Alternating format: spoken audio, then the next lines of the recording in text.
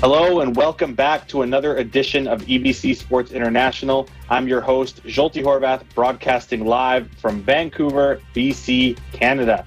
We hope you're all staying safe and healthy during these interesting times.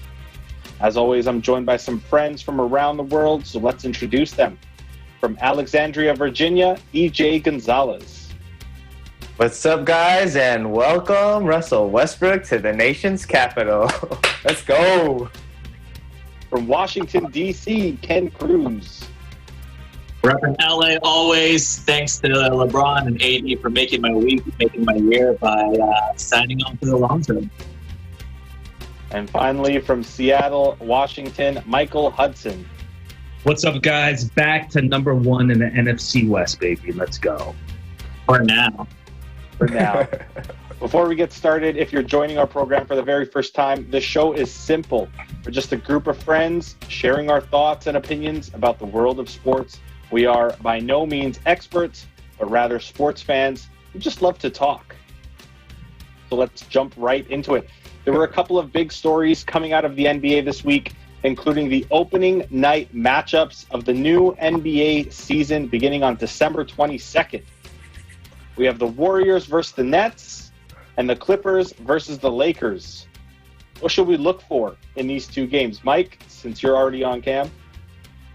Well, let me just say, I think it's safe to say that we are 18 days away, and I'm extremely excited. This is honestly probably going to be one of the greatest seasons in the history of the NBA. I mean, I feel like obviously you have the stacked teams, but I feel like every single team in the league is really good. But to answer your question, Zsolti, the opening day matchups, I'm going to focus mainly on the Warriors against the Nets. I'm really looking forward to that one. Two things. One, I really want to see how Steph Curry is going to respond, especially with Klay Thompson out. I know a lot of pressure is going to be on him, and him being the only unanimous MVP in the history of the game. I feel and I expect him to have his greatest season in his career. Granted, he's had injuries past a few years, but I think he's going to be able to stay healthy and really lead this team and really get it done and lead the team. I'm predicting probably a fourth or fifth seed in the West. And the second thing is I really want to see how Wiseman is going to fit in with everybody. I think he's by far the best player in this year's draft. I think he has a lot of positive qualities that's going to add to the Warriors. He can definitely shoot from outside. He reminds me a lot of Chris Bosh, a taller Chris Bosh. So he's really fluid, can play defense, and that Draymond is going to be a really good mentor for him. And then the obvious thing is KD. How healthy is he going to be? I mean, he's coming back from the Achilles injury, and like what Ken said last week on our show, a lot of the players were seeing him. They're saying, "Man, this guy is." Or was it you, EJ? I forgot. It was one of you two. Dude, this guy is back. This guy is legit and the real deal. So I'm really excited to see those things and let the games begin, baby. Ken, your Lakers are playing that night. What are your thoughts? Well, I honestly think that LeBron and AD, thanks guys once again for re-signing and extending your contract. I know that's later on in the topic, but one thing that is that I'm almost positive is going to happen is that those guys are still probably in celebration mode, and so will most likely have extremely limited minutes. I mean, I think like all the games, like all the teams, including Kawhi and PG, will have limited minutes. It's just so soon from the end of last season. Even the other game with the Warriors and the Nets, I don't expect Steph, KD, or Kyrie to have more than 20 minutes apiece on the first night, just because there is really a limited training camp and a limited preseason. So I think the first 2-3 weeks of the season are just going to be players getting into game shape and then being very limited. So you're going to see a lot of PT from guys like, as Mike mentioned, James Wiseman. He's probably going to get a lot of runs in the beginning. But as for the Lakers versus Clippers, man, like this matchup that didn't happen, right? And it's just as a Laker fan, up until pretty much the Clippers choked last playoffs, I was always wary of of this matchup. But honestly, I'm not even like worried, and I don't think the Lakers are worried. I think the only time the Lakers will be worried about a cross team rivalry is when it's when it's a playoff matchup. I think that's the only time it's going to be an actual a rivalry, because as the Clippers and the Lakers proved, it's not there yet where they're really big brother, little brother. But I think it's going to be hilarious seeing the Clippers' faces. I hope they zoom in on them during the telecast while the Lakers are getting those rings, baby. The summer NBA summer championship rings, by the way. 2019, 2020 champion. They're gonna wait for the fans to put the banner down, but it's ring time, baby. It's ring time. All right, EJ, what are your thoughts? Hey, man, I'm just as excited as these guys, man.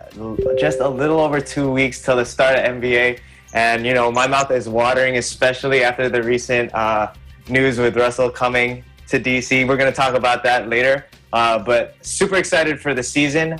Some pretty good NBA openers, if you ask me. I think they could have done better, though, with the LA team. I don't think, especially since, as Ken mentioned, Lakers played every single game possible last season. So I'm pretty sure they're still pretty tired from just a very short 10-week off season. So I think what would have been a little bit more interesting and a little bit more head-to-head or a little bit more confrontational would have been the Clippers against the Nuggets, because I'm pretty sure that the Clippers are very salty after letting that 3-1. I think they played a couple games the after. Very next. Yeah, I definitely think they should have made that the season opener, though, because I'm pretty sure a lot of us, including the Lakers, would have wanted to watch that go down. But I'm definitely excited for the Golden State Warriors and to see KD back in action. If he's 100%, this is one of my favorite players. He's one of the reasons why my wife started watching basketball. So I'm happy to see him back. He's going to have a pretty easy way in the East. So the opener, I think it's going to be a pretty pivotal game for them, especially against the Golden State Warriors, who do not have Klay Thompson. I think more teams actually need to take advantage of people doing the less playing time. I think KD needs to not be on a limit restriction and go ahead and just start rolling, because he's had a lot of time off already. I think if other teams see it that way, they start putting their best players out there, especially, and they see other teams are resting their best players. I say put your best players out there. Go ahead and rack up a lot of easy wins just to better your chances later on in the season. But again, really good NBA openers. I just wish we saw the Nuggets and Clippers, but either way, basketball is back on TV, and I'm super excited, man. Did you guys see the Nets? Speaking of the Nets, Kyrie's media message today that he's not going to be speaking to media, like a typical Kyrie message. Yeah. The Kanye of the NBA, man, it just makes no sense. Like, I think it's more related to the Black Lives Matter movement, all that. Yeah, but it's one of those things where it's like, look, man, like I respect his game, but it's just over and over and over with him, where he makes it more complicated than it is. It's like, I feel like it would make a lot more sense for him to speak on the matter and to answer questions than to go with where, like, it looks, especially like, how does it make the rest of his teammates look when he's the only one doing it? And then, KD's out here answering questions probably about what Kyrie did, right? So it's just like, if there is some sort of, movement or message that needs to be made, I feel like everyone needs to be on the same page, especially since, isn't he part of like the NBA Players Association? Yeah, I think he's he's part of it. But I think we'll see how long it lasts, because I think KD and Kyrie are the most sensitive players in the NBA on the same team. So, I mean, it's just a matter of time of who's going to speak out and against that and see if he changes seats. I do have to cut you guys off real quick. We do have to take a break. When we come back, We will talk more NBA, so you guys will have your turn to talk again. We'll be talking some big money deals and trades, so don't go anywhere. We'll be right back.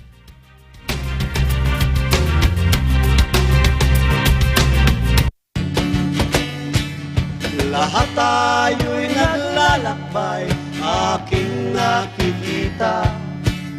Saan tayo tutungo, saan tayo pupunta?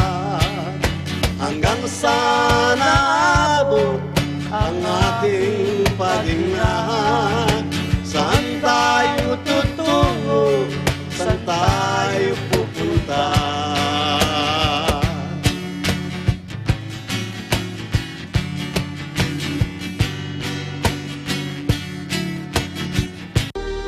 Sa kanilang muling pagtatagpo,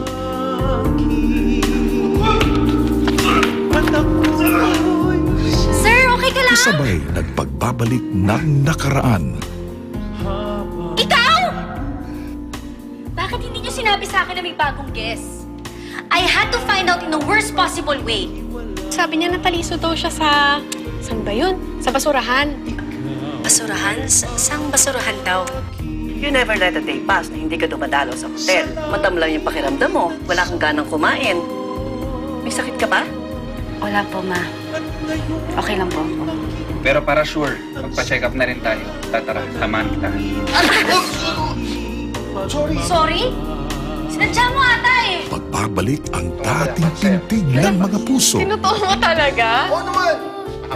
Ay, wow! May pa-dessert ka pa. Grabe naman. Sabi ko sa'yo, di ba? Dadalang kita ng almusal. Grabe ka talaga. Di ba yan? Ma'am, magde-declare daw ng community quarantine. Ibig sabihin nun, hindi tayo makaka-uwi. Hindi na sila magpapapasok sa buong Metro Manila. Kaya yung mga guests mo sa hotel, dapat masabihan mo na sila ASAP na makapag-check out at makaalis na sa lugar natin. Paano pag ayaw umalis ng mga guests sa hotel? Pag ayaw na nang mag-check out? Bakit naman ayaw nila mag-check out? Ba't naman gusto nila ma-lockdown dito sa Olvida? At ako'y laging sa'yo, ika'y laging Ang daigdig ko'y ikaw. Tuwing Sabado, ika-8 ng gabi, dito lamang sa Net 25.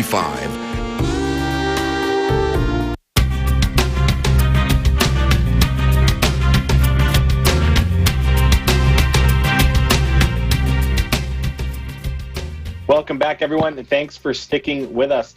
We'll jump back into the NBA, where this week's headlines included some big superstars. The Houston Rockets are sending former league MVP Russell Westbrook to the Washington Wizards for John Wall and a first-round pick. There's only one place we can start with this topic. Our resident Wizards fan, EJ, how are you feeling about this? Man, I've been super excited, salivating to talk about this. Look, I even wore my red, white, and blue shirt because I got to represent DC, the Wizards colors. But man, super excited. But also, I'm also super sad to see John Wall go. It's been a great 10 years whenever we were able to see him on the floor. But the reality is we haven't seen him on the floor for 2 years. And I think it's just a perfect time to see a new change, especially as the team started revolving around Beal more than they did Wall. So I think this is the best trade or the best outcome that the Wizards could have gotten with John Wall's contract. He's just getting too much money. And Westbrook is basically making the exact same, but he's been available and able to play for the past couple of seasons. Yes, he got injured in the last playoffs for the Rockets with a hamstring injury. I think that could have also been due to just the lack of that big gap in between the season. So Russell Westbrook's easily one of the most durable point guards in the league, and it is an upgrade for the Washington Wizards. Washington Wizards definitely win this trade, and I think it's definitely fair to add a first-round pick because John Wall is not an equal to Russell Westbrook. Russell Westbrook is an MVP, a former MVP, a walking triple-double, 9-time NBA All-Star, has 4 more All-Star appearances than John Wall, and is easily a top 10 player. John Wall is not even near that number, if you ask me. And I think everyone here in DC is very appreciative of what he does. He's a very caring person who always volunteers a lot, helps out the community here in DC. So he's definitely going to be missed by the fans. And I think a lot of fans are not bitter, but more supportive and wishing John Wall good luck. But Russell Westbrook, I'm excited to see him play. A guy who goes 100 miles an hour. People don't think he passed the ball. He has averaged at least 10 assists for the last 3 years. One of the league's leading assists. And what I want to emphasize is how much better the Wizards are going to get, including Bradley Beal. People forget Victor Oladipo was one of the players that got better because he played with Russell Westbrook. Paul George became MVP top candidate because he was playing with Russell Westbrook. Wherever Russell Westbrook goes, the media follows, and everybody in that team is under a microscope, so they have to up their game.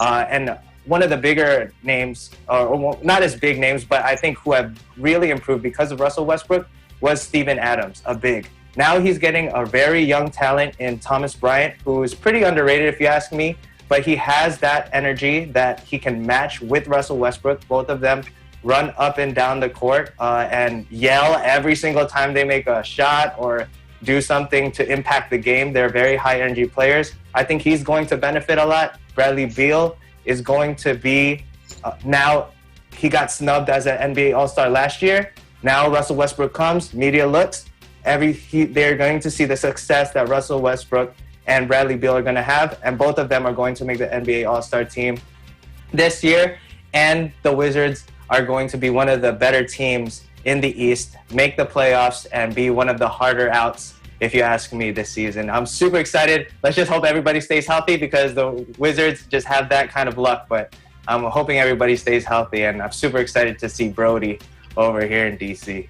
All right, we'll swing back around to you because it looks like you're getting a little bit out of breath with excitement. Mike, I've been waiting, man. That's right. Mike, I do want to jump over to you because when EJ said he thought the Wizards won the trade, you kind of made a little face off camera. But do you agree with him? Did they win the trade? Did they lose the trade? What's going on? No, I made that face when EJ was saying that Russell Westbrook was a top 10 player because I don't know please. Easily. But I will say that I do agree with EJ that definitely the Wizards won this trade. I mean, that's no doubt. And I think at the end of the day, Westbrook and Wall were not happy with where they were at, and so they were traded to new teams. I think as far as John Wall goes, he's never struck me as a leader. He's never really struck me as a first option. I think he's more like a 2 or 3 option type of guy. And he's coming back from an Achilles injury, so it's really going to be tough to see how he can lead that Houston Rockets team with, he has James Harden there. He's going to be, but I mean, how long is James Harden going to be there? I mean, he wants out, so right. that might be soon as well. But yeah, I mean, as far as the Wizards go, it's pretty. I'm really happy for that city. That's a great sports town. I think I will say they will make the playoffs. That's my prediction as well. Yeah, it will be fun to see how Russell plays in the East because there's not as much firepower there, so they can definitely make some noise. All right, Ken, you're up. What's up? Yeah, so there's a lot to go here, right? So there's a lot of winners, a lot of losers. These guys mentioned a lot of, absolutely, I think the Wizards got the better of this trade, right? Because at the end of the day, other than Russell's blown quad last year, he's been an Iron Man. That and that one time that Patrick Beverley, hate that guy, messed him up in the playoffs when he was still in the Thunder. This guy is known for being in and staying in games, and that's a skill in the NBA, right? He was an Iron Man just like LeBron James. And so, that's a breath of fresh air for the Washington Wizards, who just happen to have everyone hurt all the time. Let's hope that Mr. Fashionista does not, add to that injured list, because at the end of the day, Westbrook on the floor is better than John Wall not on the floor.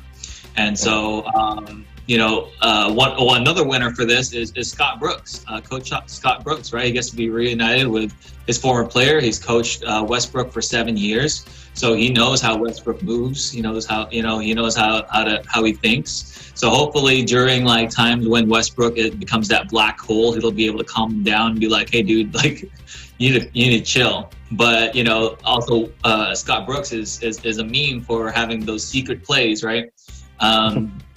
Just like Space Jam. It's one of those things where I feel like Bradley Beal has a good chance of taking that next step because as EJ mentioned, the play surprisingly he didn't mention KD. KD won an MVP and a scoring title, multiple scoring titles with Westbrook. So it's not like and you have a scoring machine, Bradley Beal. So and it also takes the ball away from Isaac Bonga. So the one guy that I think does suffer from this is Rui Hachimura because I don't know where his touches are going to go. He had all the touches that he could handle the last year, and I'm not sure what's gonna happen to his minutes touches when you have a guy that's as ball heavy as Westbrook, and number two option is going to be Bradley Beal. And then on the other side, I feel like the Rockets,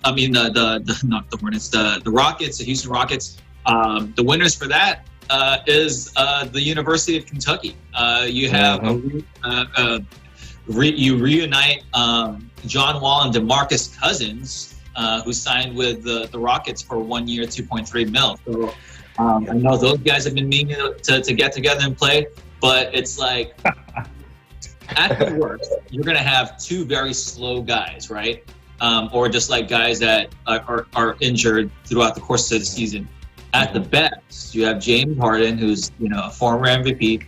You have John Wall, who used to be the fastest guy, and even at 90% or 80%, he's still one of the fastest. And you have DeMarcus Cousins, who's one of the the best bigs in the NBA before his injury. So if you have those guys at John Wall and DeMarcus at operating at 80%, then that is a tough out. Because especially with John Wall and Westbrook being almost the same team, just think of the Rockets last year with that small ball, but with DeMarcus Cousins, that is a nice squad. And I think, it's still up in the air. I'm not sure if that's going to be if that's going to come into fruition. But one of our colleagues from the Puso Foundation that covers the Wizards, he has been covering John Wall throughout the offseason. Followed him to Miami for some workouts. His name's Robert Banez, fellow reporter. And I was looking at his Instagram and looking at John Wall's videos and workout videos. The guy looks good. He's doing like under the legs, dunks between the legs. I mean, he looks strong. But he's doing what? Well, what happened? 32% 3-point percentage. He's working on his jumper, right? And I've been seeing him go on playing runs against like former NBA players and college players. But at the end of the day, you don't really know how good a player is to play against NBA players. So I'm not sure what this new version of John Wall is going to be. But based on videos that I've seen from these media guys, he looks pretty good. So Mike, I'm gonna jump back to you because once again, off camera, you're shaking your head. You're making. It's just, dude. How is John Wall gonna coexist? There's no way. I mean, no, there's no way. Harden has the ball 98% of the time. John Wall's gonna be a spot up shooter at best, and he can't shoot. So it's he's not. I just don't. That's what I'm saying. Exactly. Be a tough out. I mean, that's why 8th for sure, 8th or 9th. It's going to be the same exact thing. It really is. I think it'll be worse. I think it'll be worse for the Rockets. They lose Robert Covington. Wall is not a shooter, and this is why I think at least right, or at least have another threat. He has an easy pop-up jumper that he's pretty automatic at the free throw line or the elbows. Every time you just stop and pop. But I think Beal, I think Beal is just the biggest, the one who wins the most out of this entire thing because he's going to get he can play off the ball. He doesn't need to be ball dominant. Ken, you were mentioning Rui Hachimura. I think his game goes back to how he played in college, where he's a little bit more of a slasher, because that's when a lot of assists become easy to Russell Westbrook, because when he attacks, other slashers can get into the basket as well. I think Rui Hachimura actually ups his points per game because of Russell Westbrook and his ability to drive into the hoop. Because his dribble drive, his pull-up game, Rui's game is not that good right now. I mean, right? He's more of a post-up player. Yeah, if he turns into a slasher like he did, was in Gonzaga, I mean that's good news for the Wolves. Yeah, I mean Wizards also had a lot of pretty good offseason acquisitions. Robin Lopez comes in, and Deni Avdia out of Israel. A lot of people are talking about this guy. Bradley Beal went on to say. He said he's actually a lot bigger than people think he is. He's going to be basically. He's basically a 6 foot, close to 7 foot point guard. So I'm excited to see what he can do coming off the bench, or even just learning from Russell Westbrook, because I'm sure he has that attack mentality as well. Who they open up against? Who the Wizards open up against? So they're playing Philly, and I'm excited to see that, man. It's going to be a good matchup. When they play against Philly. Well, my question for you, EJ, is like they finished 9th last year, 25-47. Where are they finishing this year?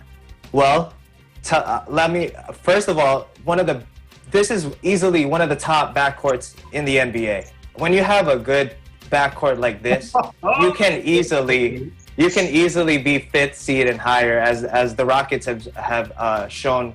Even though people didn't think Russell and Harden was going to work, they were able to make it work. But this is an even better situation for Russell Westbrook, who is a little bit more ball dominant, and Bradley Beal, who can score just as easily as Harden, or has just an equal amount as 3-point percentage or shooting percentage as Harden. I think he's an actual shooter, not a scorer, right? So he's going to thrive with the way that Russell Westbrook plays. And I think Russell Westbrook's energy is going to be contagious. The Wizards are going to just put it on another level. And like you said, Scott Brooks can manage Russell Westbrook, which is what a lot of people say that's the hardest thing about him. But it's all taken care of. DC is going to be good. All right, so we do have to take a quick break, but we will continue the NBA conversation when we come back. Stick with us.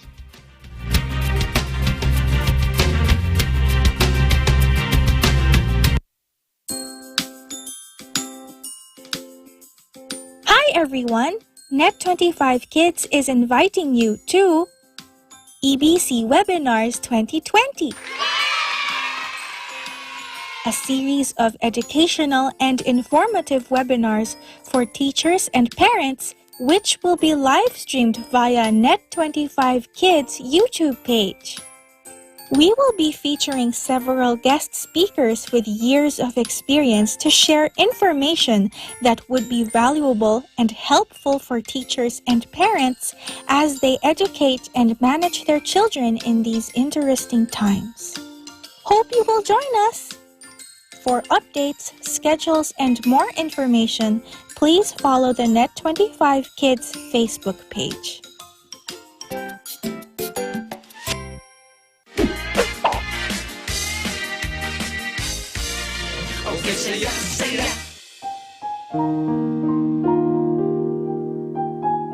Babes, mabuti dumating ka.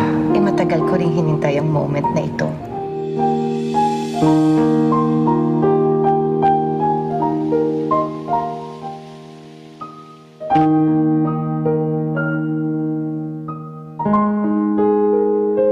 Karding! Babes! Babes! Sa wakas at nagkasama din tayong dalawa. Oo nga eh. Ang tagal ng panahon bago nagkatotoo ito. Oo nga, parang nananaginip lang tayo, di ba? Oo. Kaya abangan niyo po tuwing linggo, 6:30 p.m. Ang Kesaya-saya. Only on Net25. Kumanta, sumayaw tayong lahat. Kesaya-saya.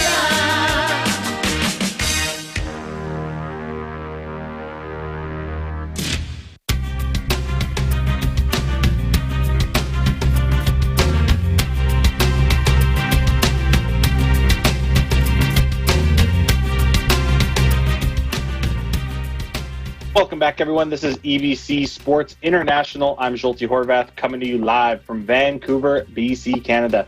We talked about the big trade of the week. Let's go to the big signings of the week.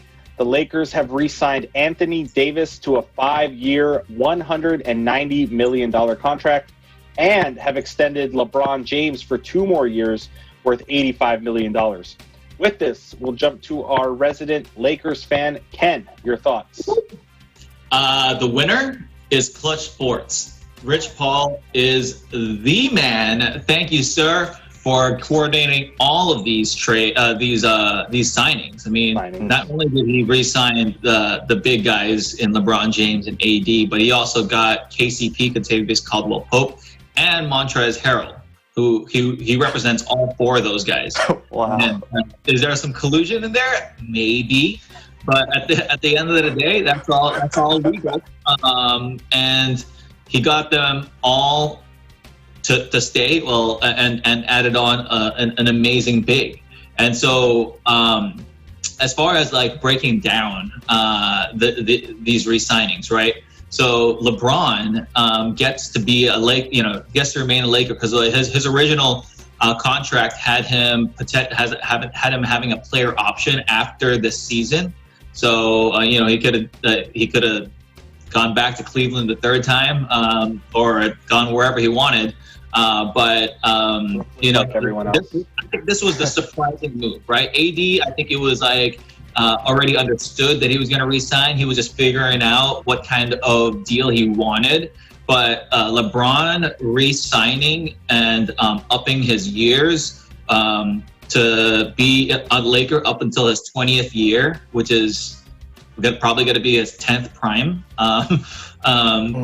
was a big surprise and a welcome surprise. And he's making 40 plus a season. And if anything, that's just like Kobe. It's an underpayment with the amount of jerseys, merch, and branding that LeBron brings to the Lakers.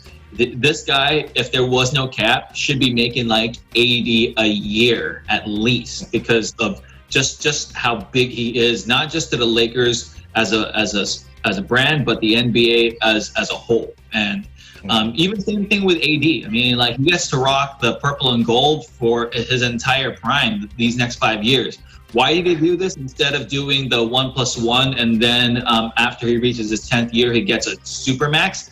I think he just announced that he did this because of just the security, right? AD is one of those guys that the way that he plays, he looks like a gazelle, right? It's just so smooth, but at the same time too, it seems like he's always hurt. That's like little like pinky sprains, ankles, like stub toe, and it's not enough to like take him out for like multiple years, but it keeps happening. And there's a chance that within that 1+1, like what if a major disaster of an injury happens and then he doesn't get his max? So I think this was a smart move on his part.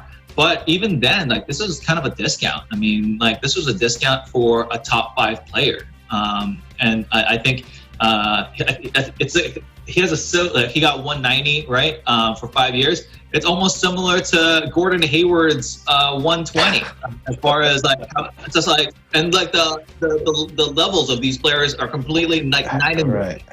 And so I think it's one of those things where the Lakers win, the Laker fans win, and I think this is great for a potential dynasty if these guys can be healthy. That's all it is. I mean, I think LeBron's going to be healthy, but AD is a big question mark.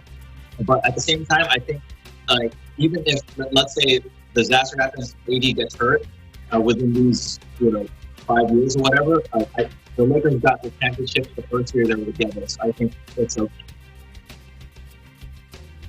Either way, it's a win. EJ, you said you had some thoughts. Go ahead, EJ. Mike, did you say you were going to say something? No, you're good. Okay. So yeah, man, Lakers,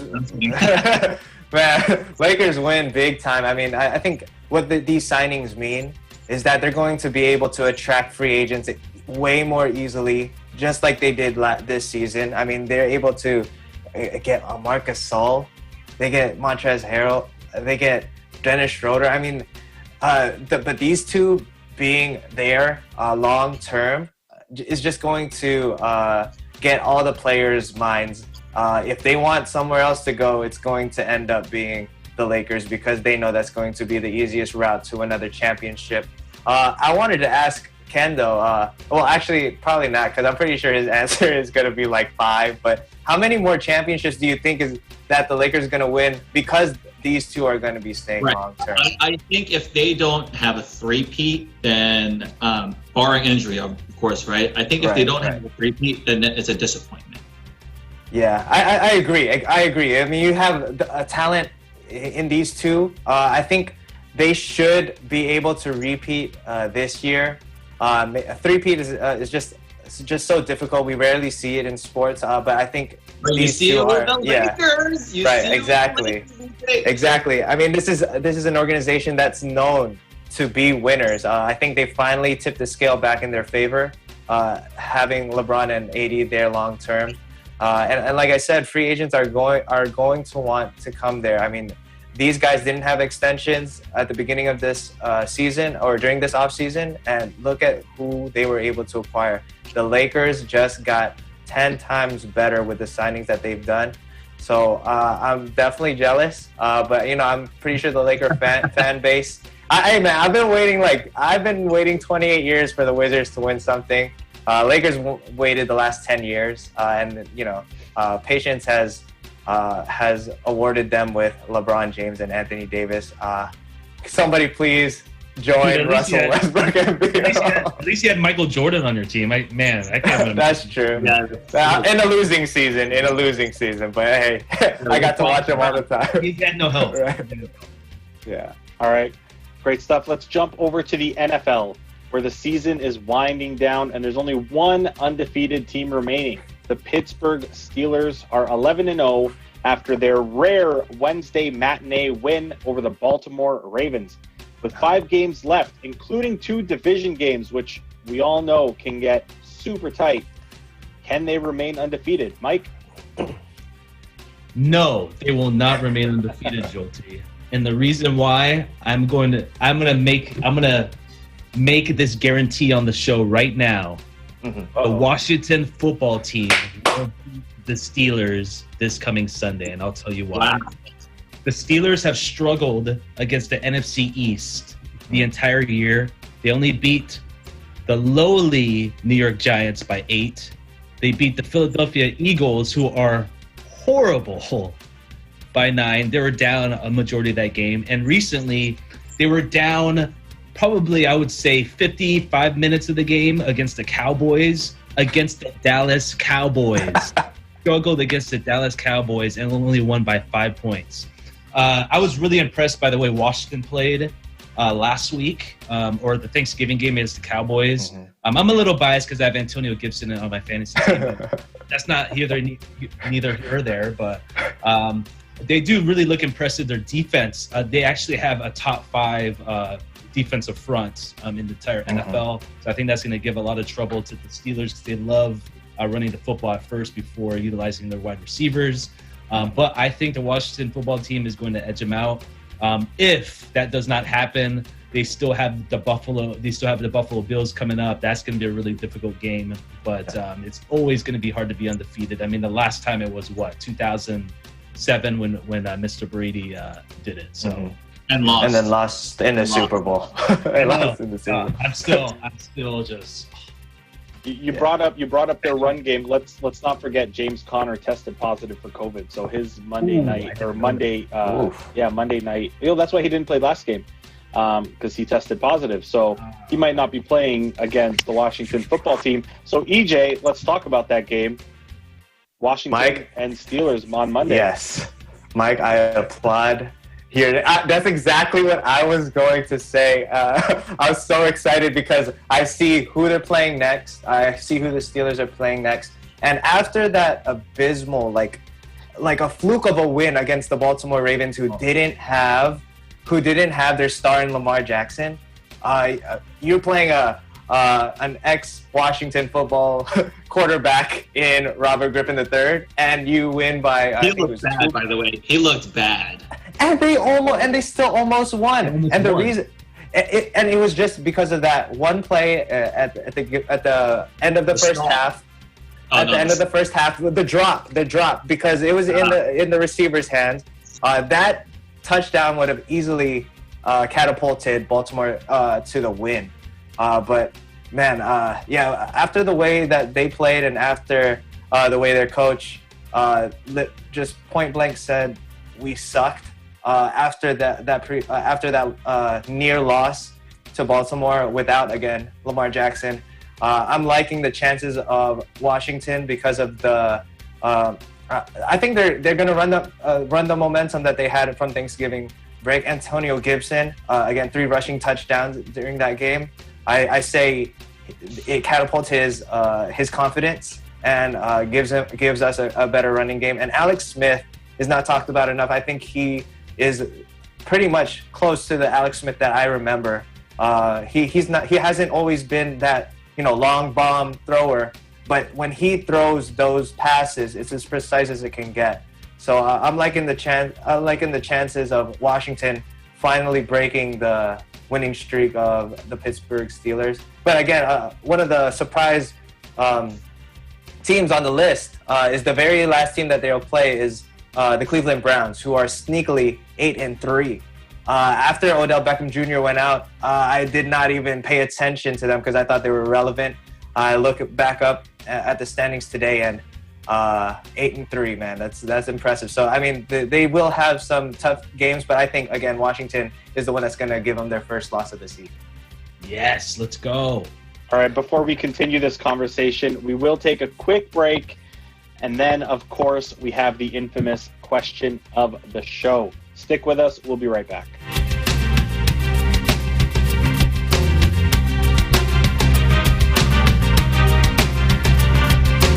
Totoong malaki ang naging pagbabago ngayong pandemic. Lahat tayo naging alcoholic. Oops! Teka lang. Don't get me wrong. Alkohol na pamatay ng mikrobyo ang aking tinutukoy. Meron tayong 3 variants ng alcohol. So we have ethyl 70%, we have ethyl alcohol that is 40%, and we have isopropyl alcohol that is 70%. Nakapag-innovate kami nung alcohol line which is need talaga ngayon ng buong mundo. Sa panahon ng pandemya, lumabas ang pagiging malikhain ng Pinoy. Ngayon po, naisipan ko pong gumawa ng food press. I-try itong business na to. Ginawa namin, inassemble, nagustuhan, naging in-demand siya. Marami na rin umorder sa amin. Ito ang nagsisilbing sandata natin sa kalabang hindi nakikita. Pero, maaari tayong kumita. Ako po, si Robin Padilla, at ito po ang unlad. Kaagapay sa hanap buhay. Sa hanap buhay.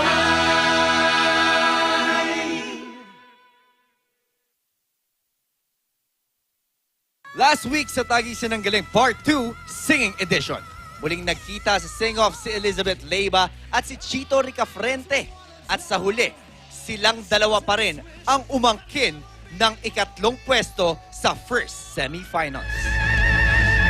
Ngayong Sabado, panibagong bracket ng mga singing artists na sasagupa patungong semifinals at sa pinapangarap nilang 2 million peso grand prize. Ito po ang Tagisan ng Galing Part 2 Singing Edition!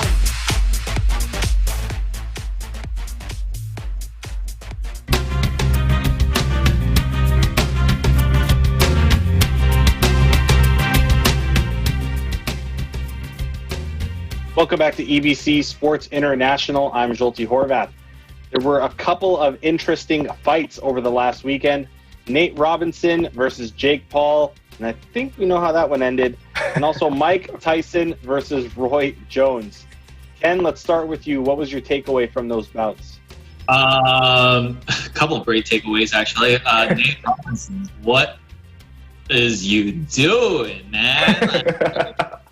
He's literally one of the most athletic guys in the world, right? Because I mean, I think he's like max 5'8", 5'9", and the dude was 3-time dunk champion. I don't know why they kept announcing that and talking the match. That was, every single time they said his name was a 3-time dunk champion. I'm like, bro, this is a boxing. But I think it was just mentioning that just because of how explosive he was supposed to be. But man, this guy looked like he was sleeping, and he was put to sleep by a YouTube star. I mean, Jake Paul's been training for 3 years, but he made Nate look like a little kid, and it was turn him into a meme, a forever, eternal meme. Yeah. And it was one of those things where it was like a symbol meme, right? It was one of those a new plank, but it was one of those things where it's just like Nate had nothing to gain from this. I mean, like all of his street cred down the drain, because it's just like you're literally a top athlete of the world. In the world, and you just let a guy that posts videos on YouTube like this.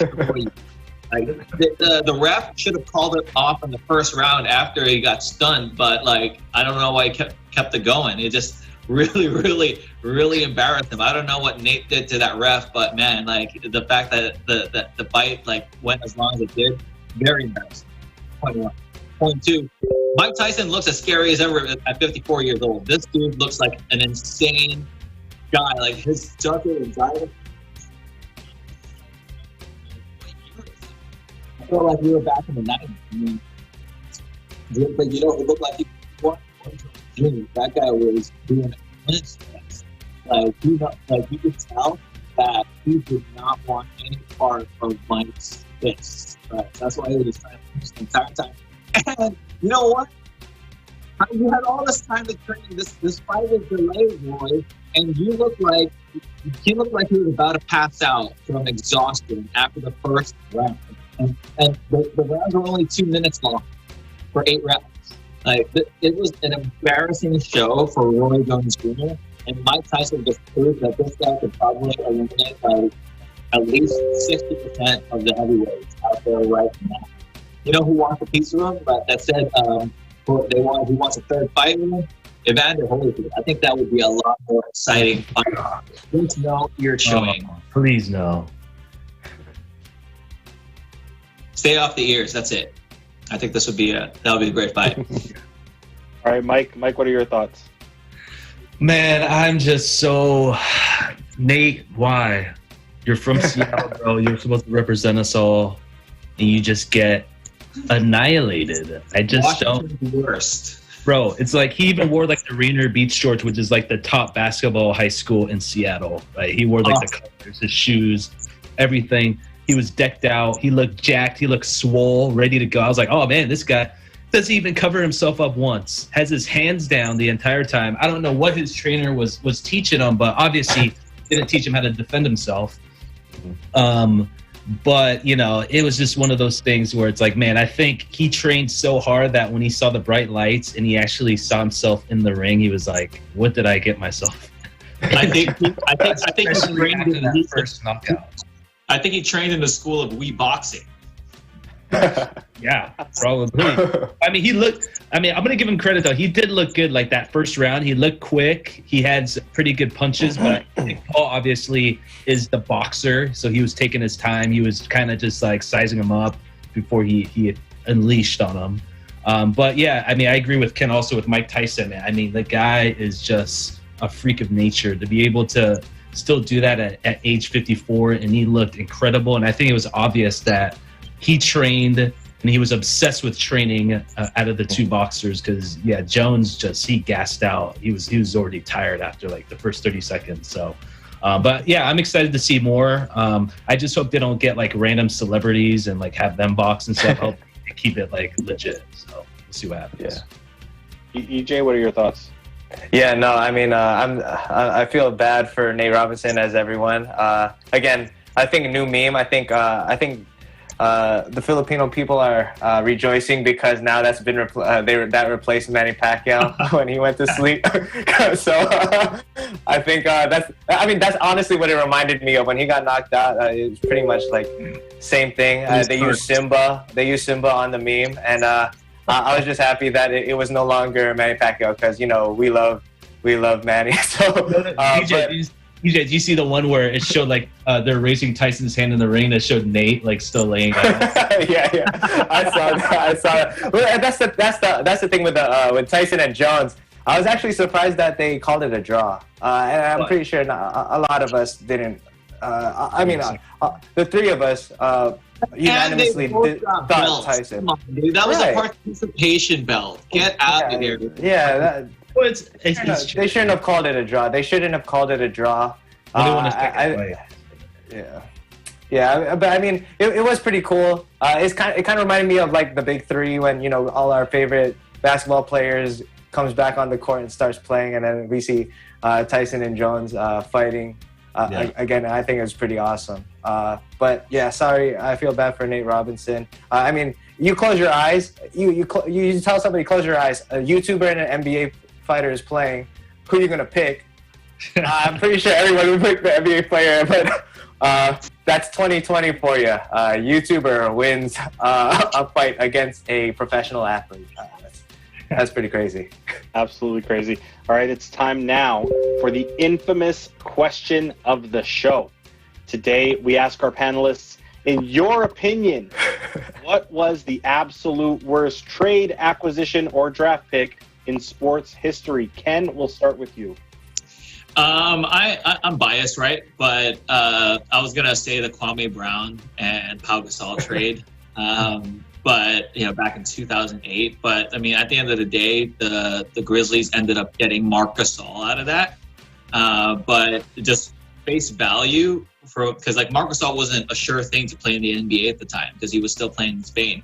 And so when you first saw that trade, like it was like the Grizzlies were ran through the coals because of how crazy that looked. It was like Pau Gasol to the Lakers for a bunch of picks and Kwame Brown, and I was like, and Marc Gasol, right, which was one of those picks. So it was insane to see that, and then the Lakers end up getting 2 championships out of it. So that made it even look even worse. But then Marc Gasol comes and he becomes a great player. But then as far as like worst trades, like go back in history, right, when the Long Island Nets traded to Philadelphia, Julius Dr. J. Irving for, I think it was like $3 million for nothing else.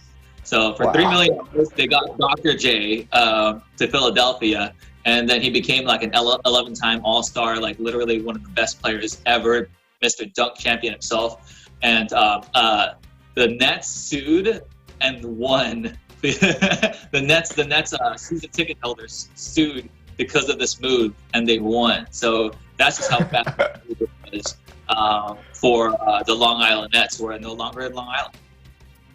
All right, Mike, what about you?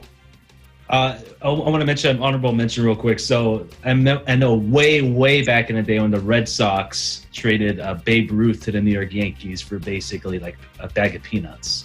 So that was probably a bad trade. But I wanted to mention, since you said acquisitions as well, I think the worst one of all time, there's a fellow named Anthony Bennett that was drafted in Cavaliers from Toronto, Canada. Sorry, Zarina. But dude, let me read this for you.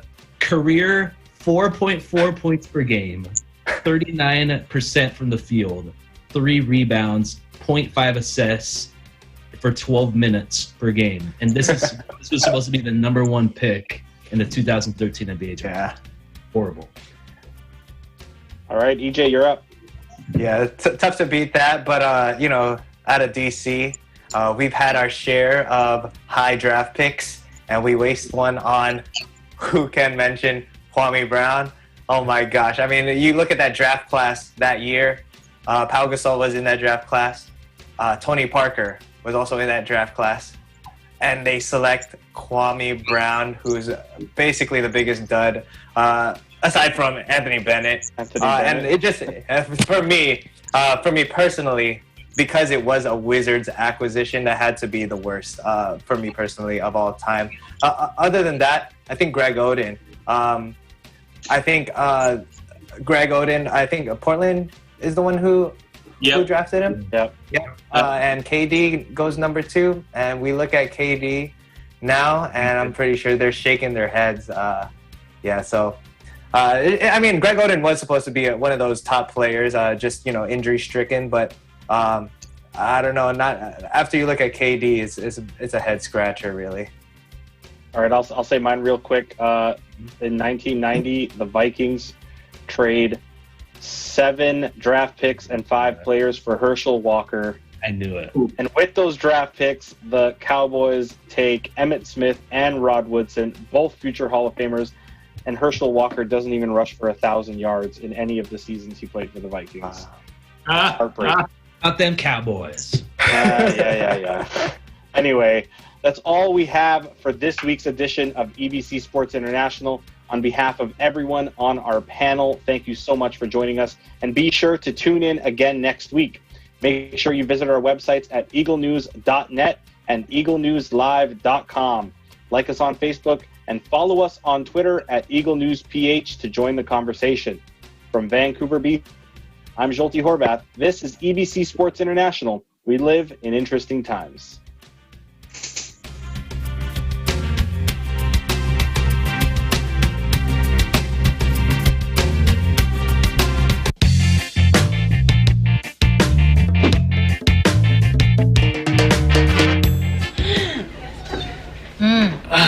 Nakakailang kaha ka ng sigarilyo sa isang araw? Paano niyo po nahulaan? Naninigarilyo ako. Uy, halatang halata naman eh. Nanghula di ba kayo, Dok? Malayo ka pa lang, naaamoy na kita. Tipali ng mabaho. Astig naman pag naninigarilyo. Cool. Hindi astig yun, kuya. At lalong hindi cool. Naha-turn off ka kung naninigarilyo eh. Inhale, exhale. Naku, malala na ang ubo mo. Hindi karaniwang ubo. Mukhang malaki na ang damage sa baga mo. Ha? Totoo yun, Dok? Bakit kaya? Bakit nga kaya malala ang ubo mo at halos mawasak na yung lungs mo? A. Dahil mahilig kang kumain ng gulay? B. Dahil sa pagmamahal mo sa bayan? C. Dahil sa pagtaas ng presyo ng gasolina? O D. Dahil sa paninigarilyo? Dok, wala bang clue? O etong clue. Hindi lamang ikaw ang napipinsala, kundi pati yung mga tao sa paligid mo. Ang hirap pa. Ito pa ang clue. Sinisindihan? Oo, Dok. Alam ko na sagot. Sige, simulan ngayon. Pipigilan ko na ang letter D. Pagtaas ng presyo ng gasolina. Kailangan mong tumigil sa paninigarilyo. Kung hindi ka titigil sa pagsisigarilyo, ngayon pa lang mag-ipon ka na ng pera para sa ospital at sa funeraria. Sige po. Simulan nang mag-ipon. Ano? Ang ibig ko sabihin, ang sinasabi ko, tigilan mo na yan. Sige po, Dok. Tigilan ko ng pag-iipon. Yung paninigarilyo ang sinasabi kong itigil mo. At ituloy mo yung pag-iipon mo. Sige po. Tutuloy ko na pong pag-iipon ng sigarilyo. Hindi ako nakikipaglokohan sa'yo, ha? Dok naman, hindi na kayo mabiro. Nagpapatawa lang naman ako, Dok. Pwes hindi nakakatawa. Sige po, ititigil ko na. Ang paninigarilyo. Ang pagpapatawa.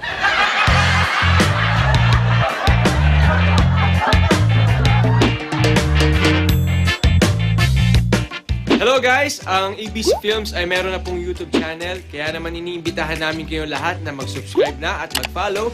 At syempre, i-click nyo na rin po ang notification bell para naman lagi kayong updated sa mga bagong videos ng EBC Films. At yun lang po. Maraming salamat.